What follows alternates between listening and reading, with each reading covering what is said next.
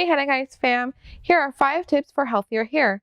Number 1, always rinse your hair with cold to cool water. Hot water, it degrades the color, so you want to avoid that.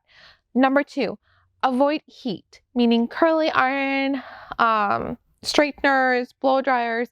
If you really want to use them on extremely low heat, and don't forget to use heat protectant on your hair. Number 3, avoid chlorine.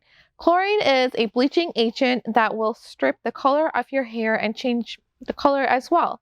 Number 4, wash your hair less often. The more you wash your hair, you're actually stripping the natural oils from your hair. So washing them 2 or 3 times a week would be perfect. Number 5, using hair masks. Hair masks will restore the moisture of your hair and also help become thicker. Here's a bonus tip for you. Oil treatments. This will help promote hair growth as well as help maintaining your hair color.